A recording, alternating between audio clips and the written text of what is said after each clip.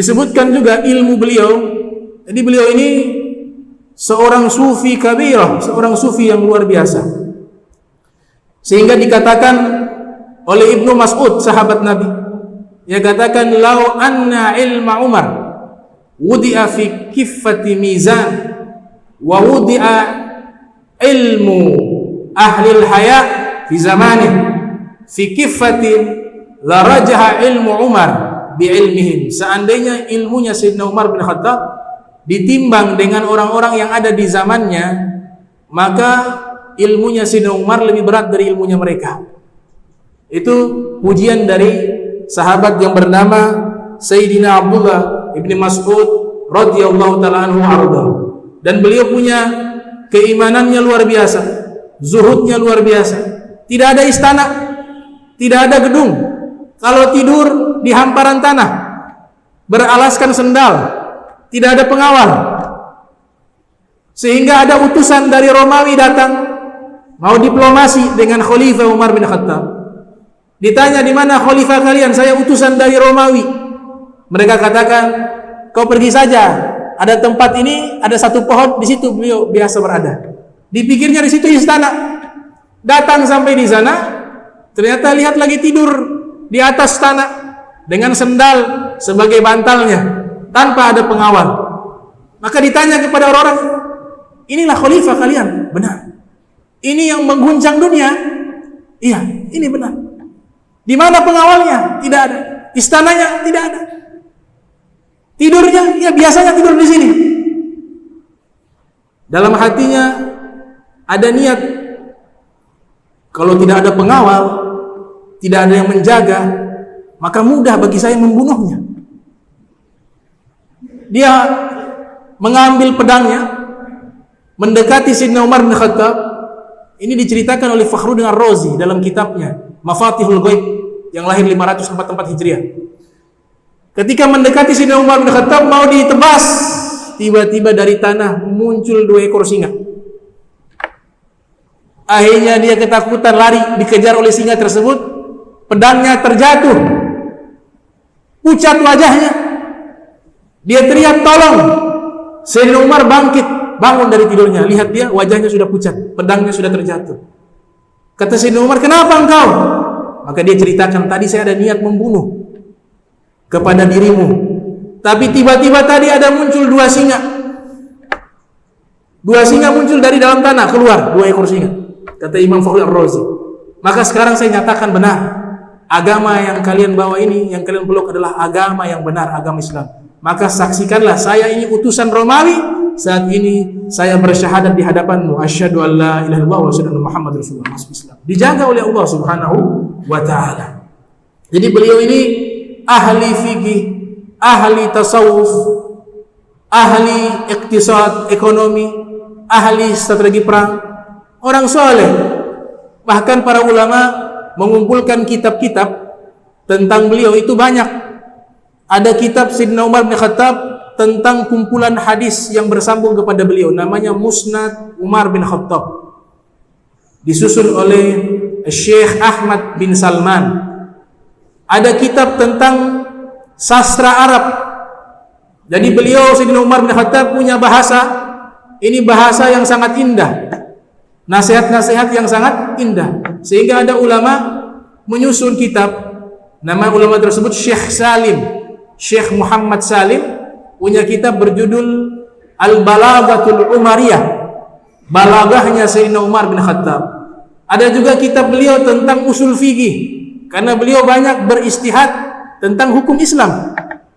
Beliau beristihad dengan hukum Islam. Judul kitabnya adalah Ijtihadu Umar bin Khattab, disusun oleh Dr.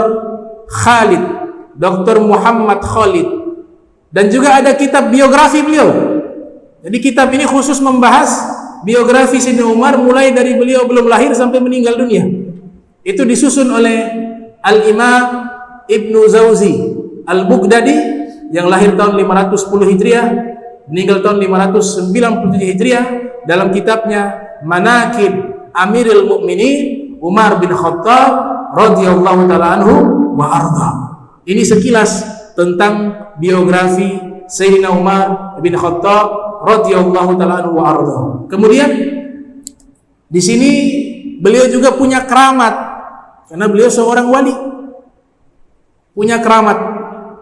Itu disebutkan oleh Al-Imam Fakhruddin Ar-Razi, juga disebutkan oleh Al-Imam Ibnu Athir dalam kitabnya Asadul Ghabah fi Ma'rifati Sahabah.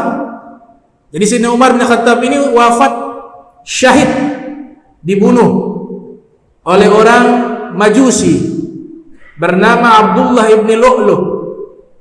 Beliau dibunuh. Sebelum beliau dibunuh ternyata beliau berdoa. Doanya yaitu Allahumma rzuqni syahadatan fi sabilik. Ya Allah, berikan rizki kepadaku wafat dalam keadaan syahid di jalanmu. Kemudian wafatkan saya fi baladi rasulik, di kota nabimu, rasulmu Muhammad sallallahu alaihi wasallam. Akhirnya beliau keluar sholat subuh. Singkat daripada cerita, orang Majusi ini menusuk Sayyidina Umar bin Khattab. Puluhan tusukan. Bahkan beberapa sahabat yang hadir juga dibunuh. 6 orang meninggal dunia, 6 orang terluka. Ditambah juga Sayyidina Umar bin Khattab, beliau meninggal karena sebab tusukan tersebut. Saking banyak tusukan yang beliau alami, itu ketika diberikan susu oleh anaknya, beliau meminum susu, susunya keluar, bocor perutnya. Dan beliau bersyukur ketika tahu yang membunuh beliau bukan umat Islam, tapi orang Majusi. Beliau mengatakan syukur, alhamdulillah. Ini dalam keadaan sudah ditusuk, beliau katakan alhamdulillah, saya dibunuh oleh musuhnya Allah, bukan daripada umat Nabi Muhammad sallallahu alaihi wasallam. Maka dalam keadaan sekarat, dia punya keinginan, wahai anakku, tolong minta izin kepada Ummul Mukminin Sayyidah Aisyah radhiyallahu taala anha agar saya dikuburkan di samping kedua sahabatku, yaitu Nabi Muhammad SAW dan Sayyidina Abu Bakar Siddiq. Maka Ibnu Umar datang menemui Sayyidah Aisyah, menyampaikan hajat daripada ayahnya. Wahai Aisyah, wahai Ummul Mukminin, ayahku mengatakan jangan sebut khalifah, jangan sebut Amirul Mukminin, tapi ayahku mewasiatkan kepada saya, menyampaikan kepadamu, Umar minta izin. Umar minta izin untuk dikuburkan di samping kedua sahabatnya.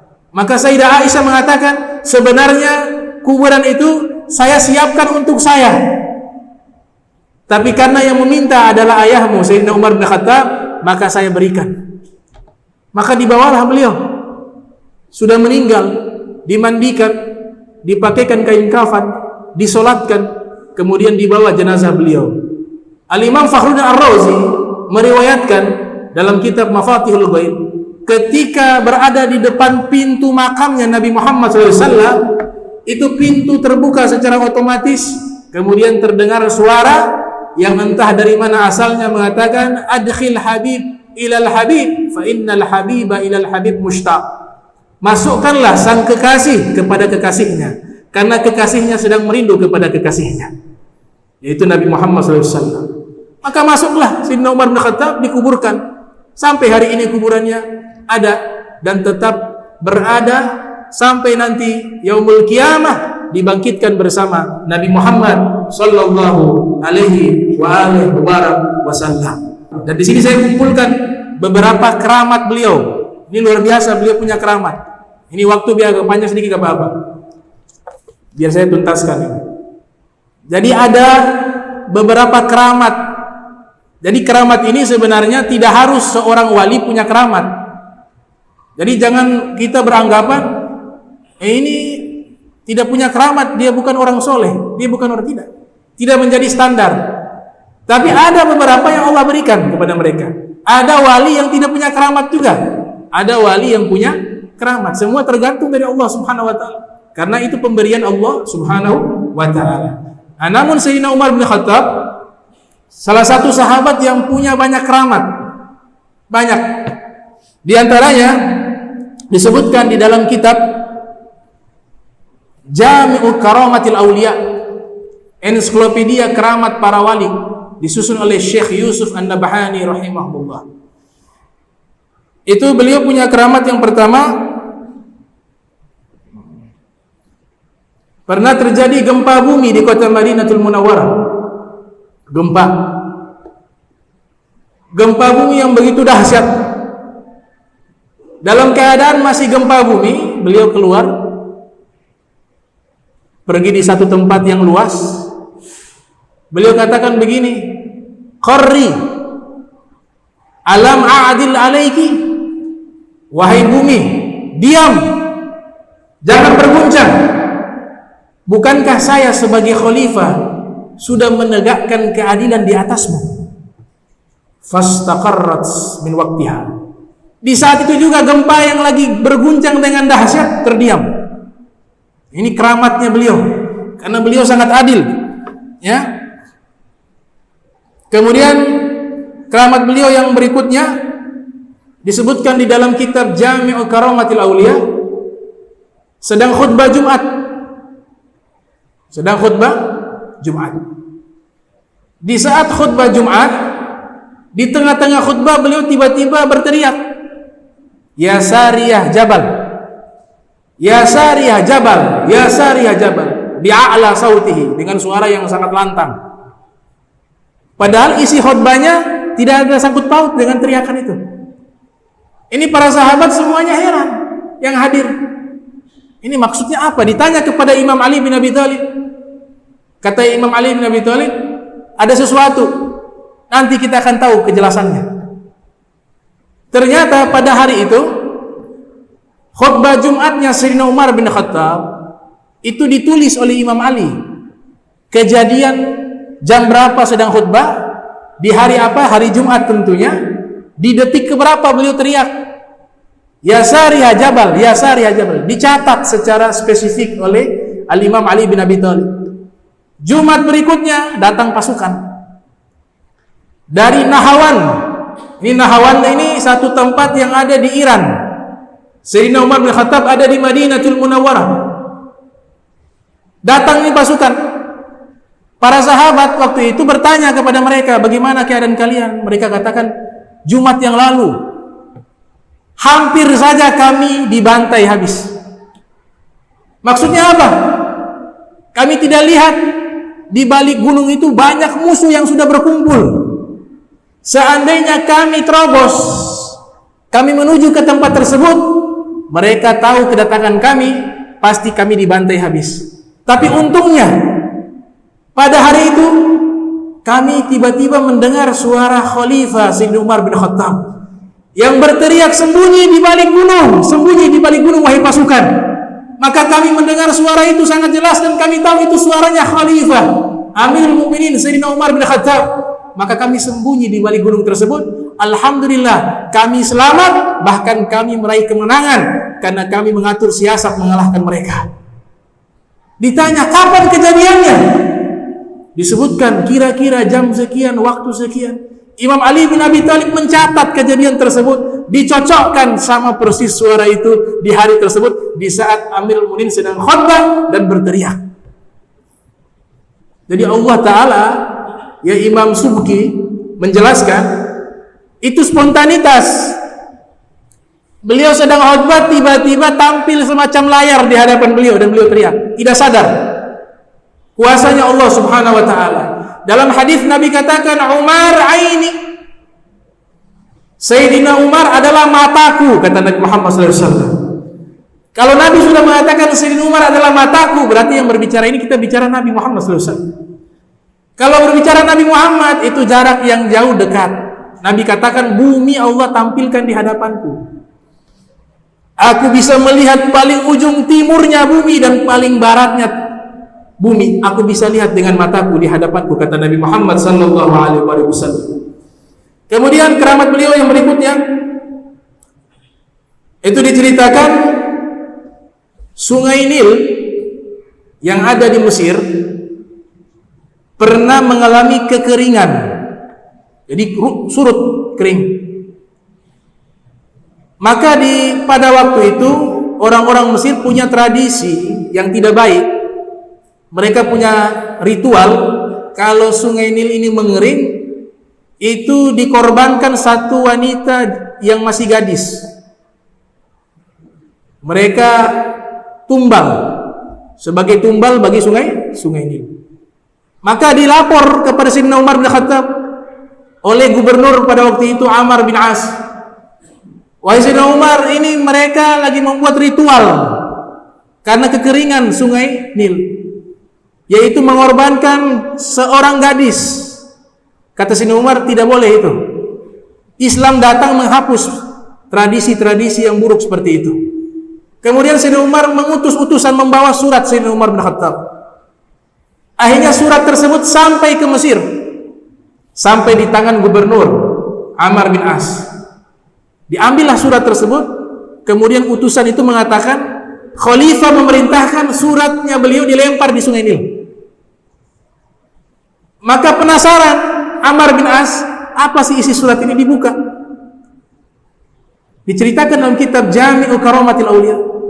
Ternyata isinya adalah surat kepada sungai Nil.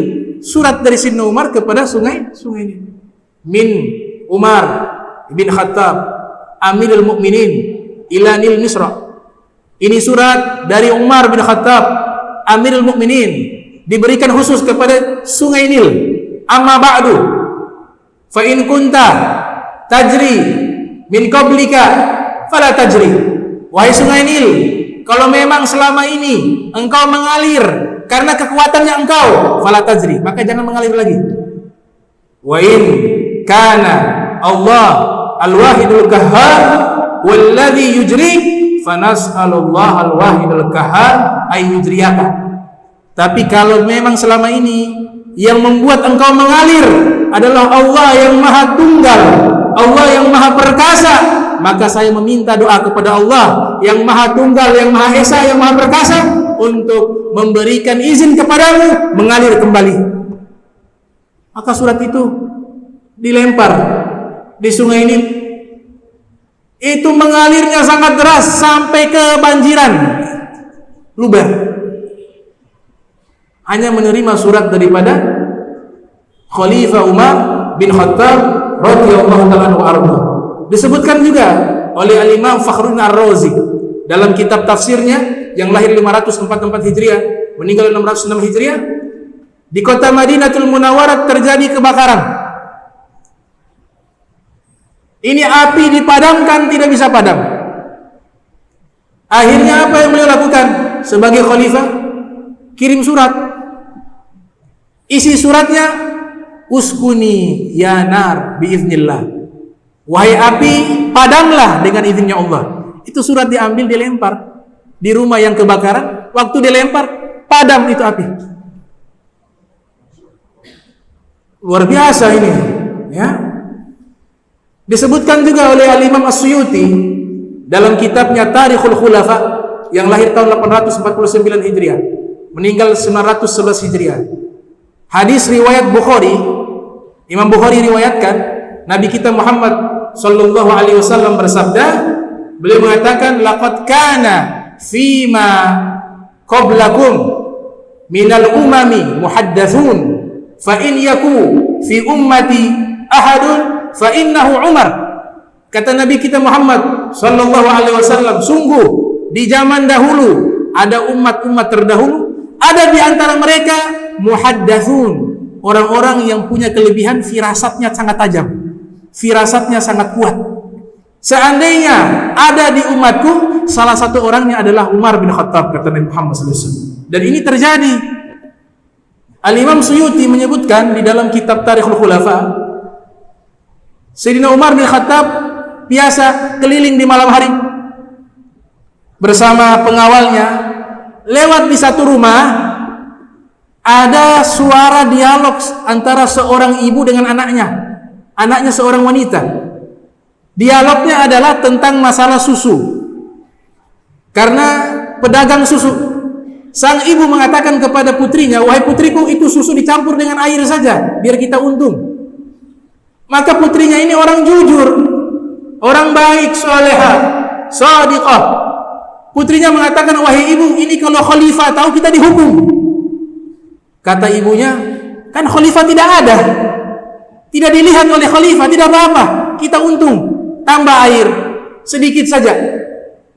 Kemudian putrinya mengatakan, wahai ibu-ibu, lupa, memang benar khalifah tidak ada pada waktu ini, tidak melihat kita, tapi Tuhannya khalifah ada melihat kita saat ini. Maka ini dialog terdengar oleh Sayyidina Umar bin Khattab. Wah, ini wanita luar biasa ini. Langsung beliau panggil anaknya, namanya Asim. Wahai Asim, engkau belum nikah. Sekarang saya perintahkan engkau menikah dengan seorang wanita solehah. Saya berharap nanti dari anak turunan kalian lahir seorang laki-laki yang soleh, yang adil, yang dekat dengan Allah Subhanahu wa ta'ala. Langsung dibawa ini Asim. Singkat cerita, Sayyidina Umar bin Khattab menikahkan anaknya Asim dengan wanita tersebut. Wanita tersebut melahirkan anak namanya Laila. Laila menikah dengan seorang laki-laki bangsawan bernama Abdul Aziz bin Marwan. Abdul Aziz bin Marwan punya anak yang nantinya lahir namanya Khalifah Umar ibni Abdul Aziz yang lahir tahun 60 Hijriah, meninggal 101 Hijriah. Sayyidina Umar bin Khattab mengatakan sebelum terjadi pernikahan tersebut, beliau mengatakan, min waladi rajulun, nanti dari anak keturunanku muncul seorang laki-laki, biwajhihi syajjatun, di wajahnya ada bekas luka, yamla'ul arda adla, dia akan menjadi khalifah yang memenuhi bumi dengan keadilan. Ternyata ini peristiwa terjadi. Khalifah Umar ibn Abdul Aziz waktu masih anak-anak itu naik kuda. Ketika naik kuda terjatuh, kuda itu tendang jidatnya. Jidatnya terluka, ada sobekan di jidatnya. Maka ayah beliau Abdul Aziz mengatakan, wahai anakku, engkau beruntung. Ini luka ya. Wahai ayah, ini saya luka, kenapa beruntung?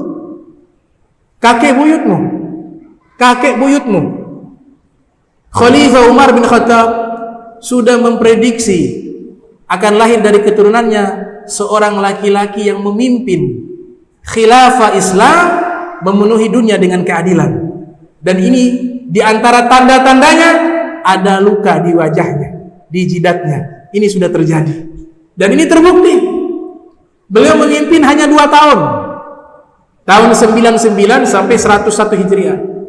Di zaman beliau, subhanallah, pertama, undang-undang yang beliau bikin menghapus caci maki kepada keluarga Nabi. Karena Daulah Umayyah, sebagian di antara mereka ada yang jahat, ada yang baik. Jadi mereka bermusuhan dengan Ahlul Bait Nabi, Bani Hashim. Dibuat khutbah Jumat. Itu di bagian akhir isinya caci maki kepada Imam Ali bin Abi Thalib dan keluarga Imam Ali bin Abi Thalib. Setiap khutbah. Padahal Khalifah Umar ibn Aziz ini masih keluarga. Beliau hapus itu. Dihapus. Diharamkan dan dilarang khutbah mencaci maki keluarga Nabi Muhammad SAW. Sehingga para Ahlul Bait seperti Imam Ali Ridho sangat berterima kasih kepada Khalifah Umar ibn Abdul Aziz. Diganti yang isinya caci maki, diganti innallaha ya'muru bil adli wal ihsan wa ita'i dzil qurba wa yanha 'anil fahsya'i wal munkar. Itu yang membuatnya adalah Khalifah Umar ibn Abdul Aziz. Dulu tempat itu di khutbah adalah isinya caci maki kepada Imam Ali bin Abi Thalib dan anak keturunannya. Diganti oleh Khalifah Umar ibn Abdul Aziz radhiyallahu ta'ala anhu. Kemudian di zaman beliau gak ada orang terima zakat. Kalau ada orang berikan zakat, sedekah, mereka katakan berikan ke sebelah saja, saya sudah cukup. Kasih di sebelah juga tidak ada. Akhirnya harta itu kembali ke kas negara, tidak ada yang terima. Kenapa? Karena semuanya makmur, semuanya ekonominya baik dan diberkahi oleh Allah Subhanahu wa ta'ala. Lau anna ahlal qura amanu wattaqaw la fatahna alaihim barakat minas sama wal ardh. Kalau bertakwa satu bangsa, pasti Allah turunkan keberkahan dari langit dan bumi. Allah bukakan keberkahan dari langit dan bumi. Bahkan di zaman beliau itu serigala sama domba jalan bersama. Jalan bersama. Serigala tidak memangsa itu domba, justru serigala menjaganya. Hewan-hewan buas menjaganya. Nanti satu peternak dia lihat ini kambing saya sudah dimangsa oleh serigala. Padahal 2 tahun kemarin jalan bersama serigala. Serigala tidak pernah memangsa. Tapi sekarang domba saya, kambing saya telah dimangsa oleh serigala. Pasti hari ini telah meninggal Khalifah Umar Ibn Abdul Aziz. Ternyata benar sudah meninggal. Jadi kalau pemimpin yang adil, keberkahannya satu negara. Keberkahannya satu negara. Makanya wajib kita doakan untuk Allah kirim pemimpin yang adil, pemimpin yang soleh, pemimpin yang takut kepada Allah Subhanahu wa taala seperti Khalifah Umar Ibn Abdul Aziz radhiyallahu taala anhu wa arda. Nah, ini bagian dari mukjizat Nabi Muhammad SAW memiliki orang-orang terdekat yang menjadi orang-orang besar di sisi Allah Subhanahu wa taala.